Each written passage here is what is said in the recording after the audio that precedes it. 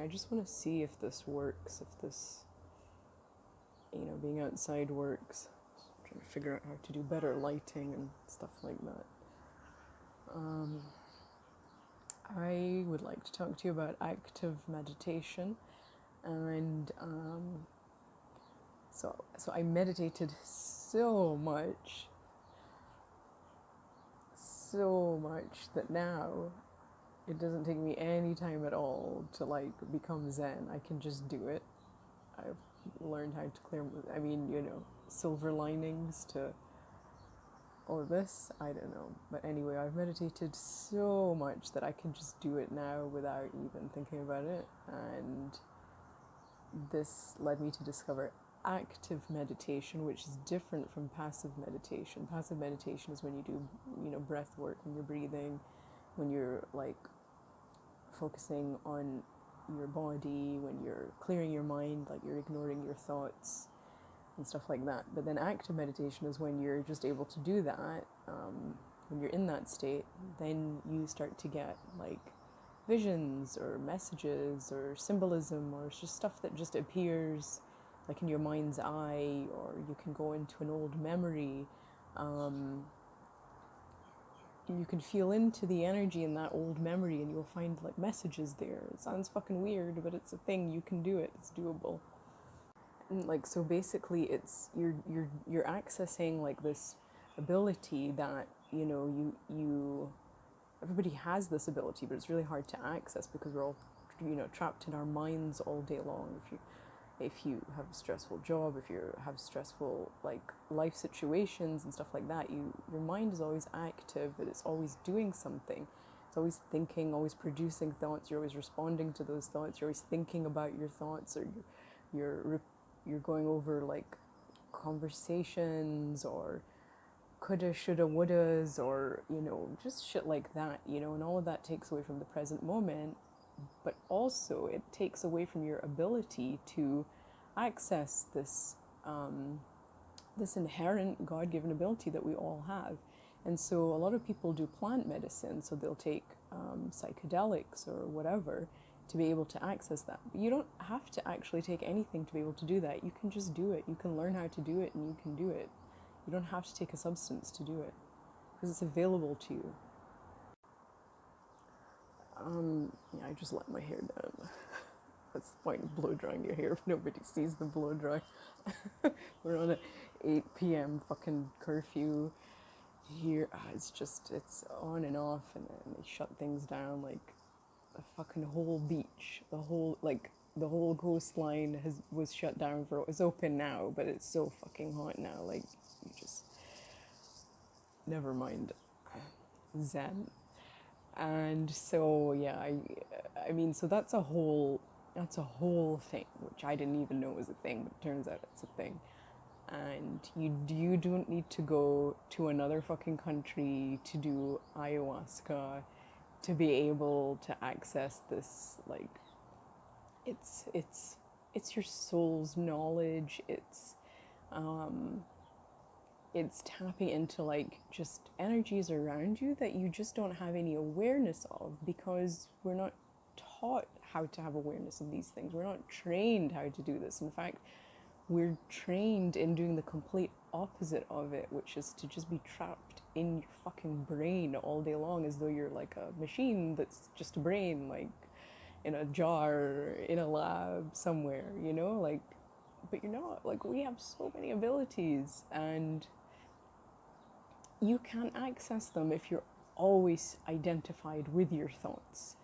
So that, like, that means like if a thought comes up, then you take it really seriously. Like, you go, oh, my thought is telling me that I'm stressed, so therefore nothing else matters except for this thought that's appearing in my mind, and I have to clear that. And then when not the thought, but the thing that's creating the thoughts, I have to clear that, and then when I clear that, then I'll be fine.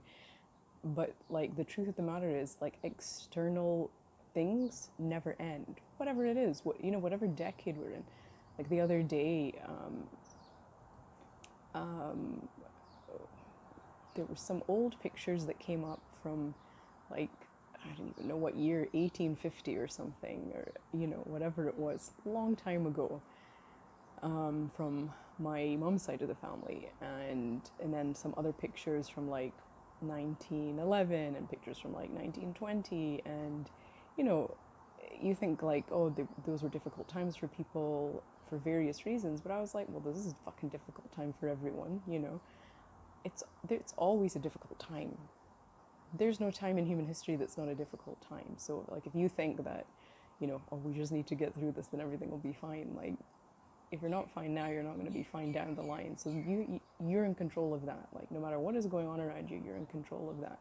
And so I'm not going to talk about like active meditation because that's a personal thing and it's not something you have to do, but you do have to learn how to meditate, and you do have to learn how to clear your mind, and you do have to learn how to just arrest your thoughts. Like, they're not allowed to fucking control your life, you know? So, for example, whatever the issue is that you have that's the most repetitive, like, that's the thing that you should start with. And, you know, there's so many tips and tricks to do that. Like, you can do yoga poses, you can do breath work, you can do whatever. But, like, for me, I found doing those things never actually helped me. But what I did find helpful was to just literally say no.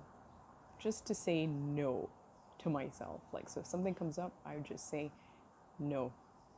If it comes up again, I just say no. And there are different ways to say no. So like, there was a time where like I started watching Peaky Blinders last year. I'd never seen it, so I like binge watched all of it. It was so good.